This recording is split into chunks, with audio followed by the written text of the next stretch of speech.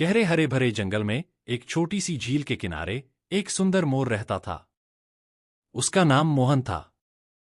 मोहन की नीलिहरी पंखों की छटा और उसकी लंबी पूंछ ने उसे जंगल का राजा बना दिया था।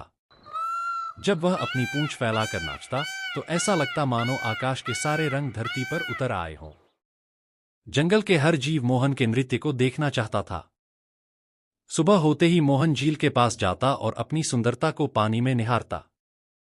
फिर वह अपने पंखों को फैलाकर नृत्य करता। उसकी सुंदरता और नृत्य कौशल के चर्चे दूर दूर तक फैल चुके थे। पास के गांव के लोग भी उसकी झलक पाने के लिए जंगल के किनारे आते थे।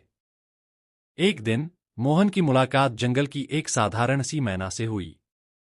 मैना का नाम मीनू था। मीनू ने मोहन से पूछा, तुम्हारी सुंदरता का रहस्य क्या है? मोहन ने मुस्कुराते हुए कहा, यह कुदरत का उपहार है। लेकिन असली सुंदरता दिल की होती है। मीनू ने सोचा कि यह मोर न सिर्फ सुंदर है बल्कि बुद्धिमान भी है। एक दिन जंगल में एक शेर आया। शेर की दहाड़ से सारे जानवर डर गए। मोहन ने सोचा, हमें इस समस्या का समाधान ढूंढना होगा। उसने सभी जानवरों को एकत्रित किया और एक योजना बनाई। मोहन ने मीनू से कहा, तुम्हें गांव वालों को हमारी मदद के लिए बुलाना होगा।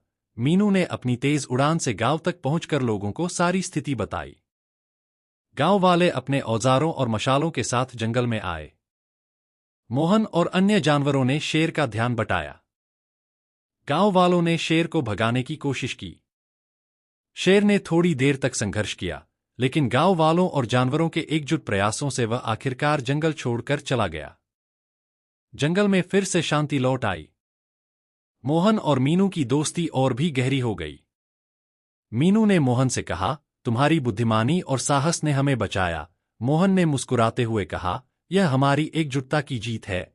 मोहन ने जंगल के सभी जानवरों को एकत्रित कर कहा, हम सभी में कुछ न कुछ विशेषता है। अगर हम मिलकर काम करें तो कोई भी कठिनाई हमें नहीं रोक सकती। सभी जानवरों ने उसकी बात मान ली और मिलकर रहने का वादा किया। मोहन की कहानी जंगल के हर कोने में फैल गई। उसकी बुद्धिमानी, साहस और नेतृत्व ने उसे सच्चा राजा बना दिया था।